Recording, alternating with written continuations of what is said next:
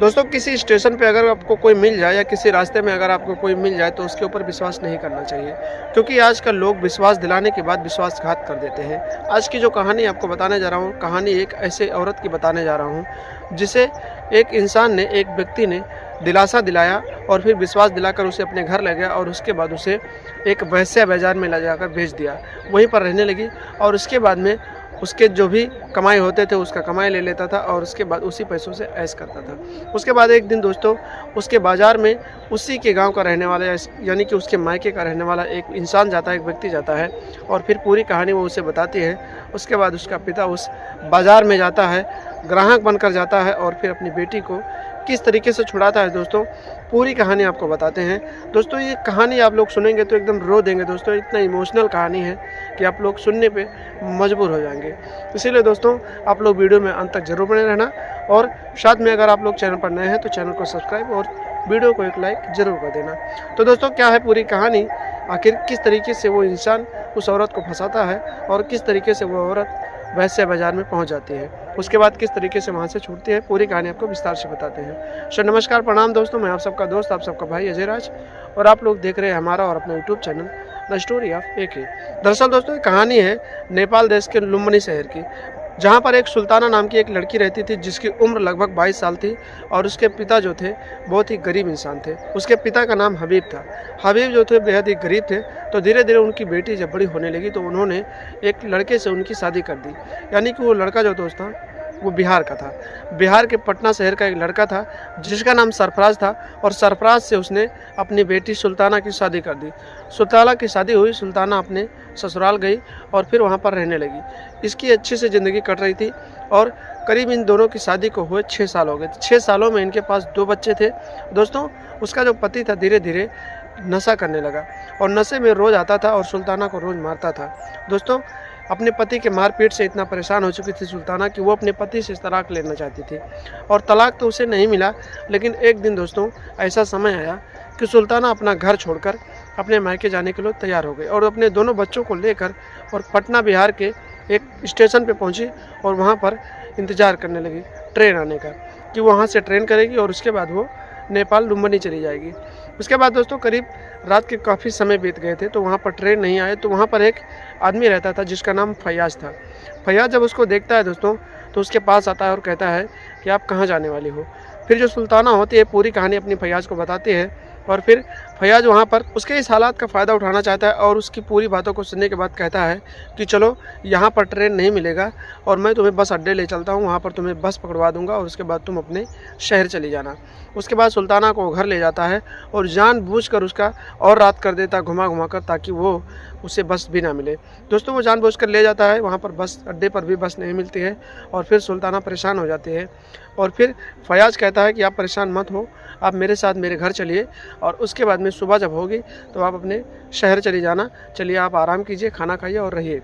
उसके बाद सुल्ताना भी जो होती है इतना सारा दिलासा देखने के बाद दोस्तों कहते हैं कि एक औरत हो या एक लड़की हो, जब वो मजबूरी में होती है और जब उसे कोई दिलासा देने लगता है, कोई सहारा देने लगता है तो वो वहाँ पर पिघल जाती है। इसी तरीके से सुल्ताना भी पिघल चुकी थी और फैयाज के साथ उसके घर चली गई। और जब वो फैयाज के साथ उसके घर गई तो फैयाज ने बच्चों को खाना खिलाया और फिर सुल्ताना को भी खाना खिलाया और सुल्ताना के दूध में नशे की दवा मिला दी और उसे दे दिया और वो पीकर सो गई। कुछ देर बाद जब उसे नशा होने लगा तो फिर फैयाज जो था उसके इस नशे का फ़ायदा उठाने लगा और उसके गोरे गोरे बदन को सहलाने लगा। दोस्तों एकदम छरहर जवानी थी सुल्ताना की और फिर वो उसके जवानी का मज़ा लेने लगा। पूरी रात उसकी जवानी का मज़ा लिया उसने और फिर अपने कमरे में जाकर सो गया। जब सुबह हुई सुल्ताना उठी तो सुल्ताना को पता हो गया कि आखिर उसके साथ कुछ न कुछ हुआ है। उसके बाद फैयाज से जाकर कहने लगी कि आपने मेरे साथ क्या किया है। फैयाज जो था बोला कि मैंने कुछ नहीं किया आपके साथ, चलो आपको बस अड्डे पे छोड़ देता हूँ। उसके बाद सुल्ताना जो होती है कहती है कि भैया मुझे यहीं पर कहीं काम दिलवा दीजिए, मैं अपने वहाँ नहीं जाऊँगी क्योंकि वहाँ जाऊँगी तो फिर से मुझे मेरे घर भेजा जाएगा। उसके बाद फैयाज भी मौका पा जाता है और फिर उससे कहता है कि ठीक है आप यहीं पर रहिए, आपके लिए कोई काम ढूंढ दूँगा।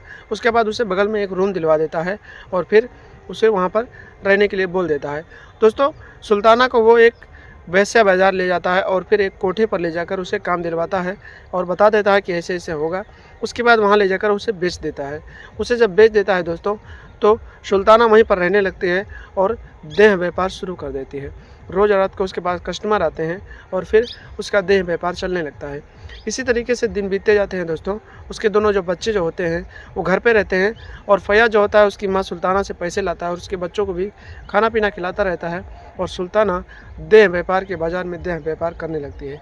इसी तरीके से जब दिन बीतते हैं दोस्तों, एक दिन दोस्तों उसके पास एक ग्राहक आता है जो लुम्बिनी शहर का रहने वाला होता है, यानी कि उसी शहर का रहने वाला होता है जहाँ का उसके पिताजी होते हैं। और जब वो सुल्ताना के पास जाता है तो सुल्ताना को पहचान जाता है और सुल्ताना पूरी कहानी उसे बताती है और कहती है कि मुझे यहाँ से किसी तरह से निकलवा दीजिए, क्योंकि एक आदमी ने मुझे यहाँ पर लाकर बेच दिया है और पैसे लेकर चला गया है और फिर तब से मुझे देह व्यापार का काम करना पड़ता है। उसके बाद दोस्तों वो कहानी जाकर उस दिन वो जो आदमी होता है सुल्ताना के साथ शारीरिक संबंध नहीं बनाता है और फिर वो उसके पिताजी से जाकर ये पूरी बात बताता है।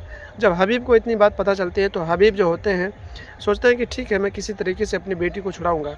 उसके बाद दोस्तों वो ग्राहक बनकर सुल्ताना के पास जाता है और फिर वहाँ पर अपनी बेटी के पास जाता है तो उसकी बेटी जो होती है अपने बाप को यानी अपने पिता को पकड़कर रोने लगती है और कहती है पिताजी मेरे साथ ऐसे ऐसे हुआ है। पूरी कहानी अपने पिता को बताती है और फिर उसका जो पिता हबीब होता है कहता है बेटा तुम रो मत, मैं तुम्हें किसी न किसी तरीके से ज़रूर छुड़ाऊंगा। और उसके बाद दोस्तों सुबह हो जाती है और हबीब जो होता है वहाँ से चला जाता है। उसके बाद वहाँ से हबीब निकलता है और सीधे थाने जाता है और थाने जाने के बाद दरोगा साहब से बताता है कि मेरी बेटी के साथ ऐसा ऐसा हुआ है। और उसके बाद में दरोगा साहब उसका रिपोर्ट लिखते हैं और उस रिपोर्ट में फैयाज़ का भी नाम बताया जाता है। और फिर सुल्ताना जो होती है जब अपने पिता को इतना सारा बात बताती है तो फैयाज़ का भी पता बता देती है और उस रिपोर्ट में फैयाज़ का पता भी बताया जाता है। दरोगा साहब फैयाज़ के घर जाते हैं और फैयाज़ को हिरासत में लेते हैं और हिरासत में लेने के बाद उसे थाने ले जाया जाता है। थाने ले जाने के बाद में उससे पूछताछ होती है और पूछताछ करने के बाद उस वेश्या बाजार में भी ले जाता है, उस कोठे पर ले जाया जाता है जहाँ पर सुल्ताना को बंद कर दिया जाता है। सुल्ताना को पुलिस वहाँ से छुड़वाती है और उसके बाद में फैयाज़ को आगे की कार्रवाई के लिए जेल भेजती है और फिर उस कोठे को बंद करवाती है जहाँ पर लड़कियों को बेच दिया जाता है और फिर वहाँ पर देह व्यापार करवाया जाता है। तो दोस्तों इस प्रकार से एक पिता जो होता है अपनी बेटी को एक वेश्या बाजार से छुड़वाता है, ग्राहक बनकर जाता है और फिर उसे किसी तरीके से वहाँ से छुड़वाता है और उसे घर लाता है। और उसके बाद घर लाने के बाद में फिर से उसके पति से तलाक दिलवाता है और उसका किसी और जगह पे शादी करवाता है। तो दोस्तों इसी तरीके से आजकल के लोग किसी के ऊपर विश्वास करने लायक नहीं है, क्योंकि आपको दिलासा दिलाने के बाद आपके साथ वो विश्वासघात कर देंगे और आपको कहीं ना कहीं जिस तरीके से सुल्ताना को वेश्या बाजार में बेच दिया गया उसी तरीके से आपको भी कहीं ना कहीं बेच देंगे और आपका फ़ायदा उठाएंगे। तो दोस्तों ऐसे लोगों से सावधान रहें, सतर्क रहें और उनसे दूरी बना कर रखें और अपने यार दोस्तों को भी सावधान रखें, अपने घर परिवार को सुरक्षित रखें। तो दोस्तों आज के वीडियो में बस इतना ही। मिलते हैं कल शाम 8 बजे एक नई कहानी के साथ। तब तक के लिए आप लोग हंसते रहें, मुस्कुराते रहें। आशा करता हूँ ये कहानी आपको अच्छी लगी होगी और आप लोगों को इस कहानी से कोई ना कोई सीख ज़रूर मिली होगी। तो दोस्तों हंसते रहें, मुस्कुराते रहें, अपना और अपनों का ख्याल रखें और लगातार हमारे साथ बने रहें। तब तक के लिए दोस्तों नमस्कार, प्रणाम, जय हिंद, जय भारत, वंदे मातरम।